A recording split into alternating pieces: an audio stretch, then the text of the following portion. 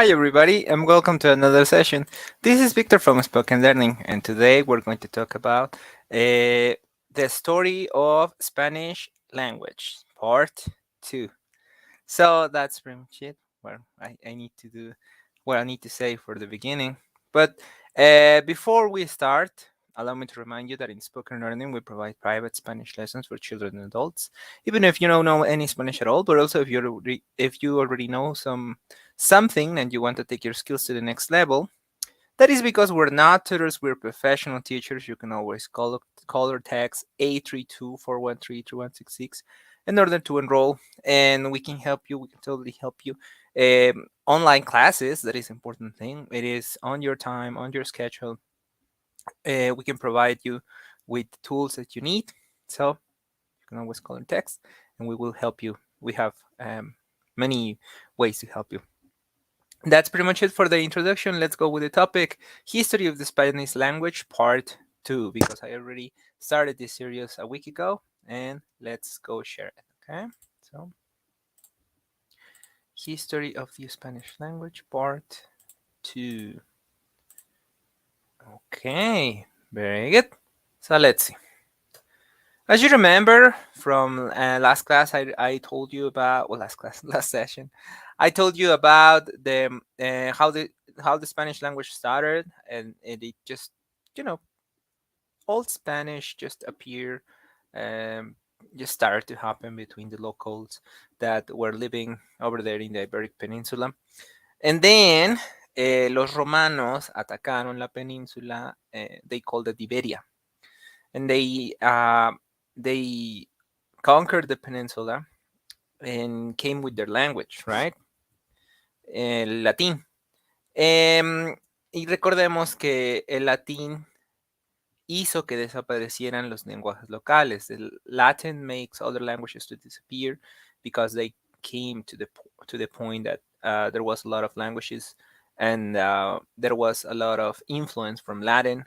So the other languages started to fade as Latin became more and more prominent in the area. Mientras unos lenguajes iban desapareciendo, surgió un periodo de mezcla entre los idiomas locales y el latín para dar paso a las lenguas romances. From here, Romanic languages rise up, just like aragonés, leonés, castellano, gallego, portugués, catalán, provenzal, francés, italiano, sardo, romanche, rumano, y dálmata. Those are the languages that appear at the moment, that at the moment were spread in the region. Unfortunately, as you already know, the languages that prevail all to this point are Castellano, which is Spanish, Catalan, Gallego, Italiano, Francés, Portugués, Rumano, y Romanche. These are the languages that actually survived to the pass of time, and it's are still spoken up to this date. Gallego and Catalan. Gallego is spoken in Spain, as well as Spanish, which you already know that it's a well-spread language around the world. Italiano in Italia, francés in France, Portuguese in Portugal, Catalan in the region of Barcelona in Spain, in Catalonia, I'm sorry, in Spain, and also in Andorra, the country, some parts of France. Rumano, of course, in Romania. Romanche in Switzerland. In Switzerland exists Romanche, so that's pretty much the spread of these languages around the world up to these days, right? During the 5th century, this is stage 2 of the language. During the 5th century, the Visigoths came to invade the Iberic Peninsula and they brought their own language. With them, nevertheless, they did not force the population to learn it, and instead they adapted to the language they already exist, and with it, another mixing of words came along with what we know today as the Germanics. So the Visigoths came to the region and said, okay, we're going to establish here, we're going to conquer this region, it's going to be our new home. And they decided to, instead of forcing their own language to the locals, to acquire the locals' language and mix it with the words that they already had. As always happens, when two languages collide, they will find like a middle point on which they will say, okay, so you can say this word, but we use it this way in this language. So why don't we mix it to have like a new noun that will mean, or a new word and a new verb? It always happens with languages. Remember that languages are in constant change. So These are some of the many Germanics that we can find in today's Spanish. Guerra, which means war, robar, which means to steal, guardar, which means to keep or to save, dardo, which means dart, albergue, which means shelter, bandido, bandit, embajada, embassy, orgullo, pride, escarnecer, to suffer, ropa, well, escarnecer is one of the many ways that you can say to suffer. Ropa, clothes, ganso, goose, aspa, um, helix. Well, the thing that spins on boats, and aspa. I'm not exactly sure. Guardia, guard, espía, spy, tapa, lead, and brotar, to bloom. So most of these words require a level of strong roll R to be pronounced. As you just listen, how was I pronouncing them? All of these words are from Germanic roots, since the Visigoths came from the land of the north, which was closer to what it is today, Germany, France, all those regions that has these strong roll R sounds.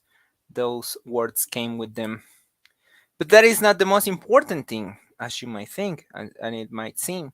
Since the Visigoths closed the peninsula during the occupation, the language in the region isolated from the rest of the evolutions that other languages suffered and went through. This cut out the evolution that Latin was suffering in other places, and Spanish had to deal with them on its own. So, since the Visigoths already conquered all this region, they already had the power of all this region. They cut away all the influences that might came from outside, and they uh, show their own influence to this. And at the end, Spanish evolved by itself and became closer to what it is today. There is one more step, actually, like two or three more steps to achieve what it is known as Spanish today. But yeah, the Visigoths were a huge part on the language as we know it today, and it's really really important to know this part of history, which is sometimes ignored, as I might check on some places. Sometimes this part of the Spanish language is ignored. I'm not exactly sure why, but yeah, it is important to actually say it, because this make Spanish to be more unique, closer to Portuguese, because after all, Portugal and Spain are in the same peninsula. But yeah, since they were close to the other regions where the Romance languages were developing differently, they got like their own unique um, uh, traits that you can call it that way. And that's pretty much it. Thank you so much for your attention.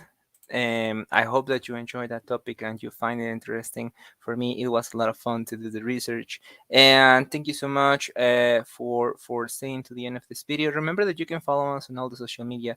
We are on Twitter, Facebook, TikTok, YouTube, obviously. We're also on Instagram. You can follow us all of the places. We have different content of all of our places, all of our platforms. You can follow us there. And remember that in Spoken Learning, we provide private Spanish lessons for children and adults. Even if you know any Spanish at all, we can help you. We are all native Spanish speakers, and we are professional teachers with years of experience. So thank you so much for your attention. And remember that I will see you next time.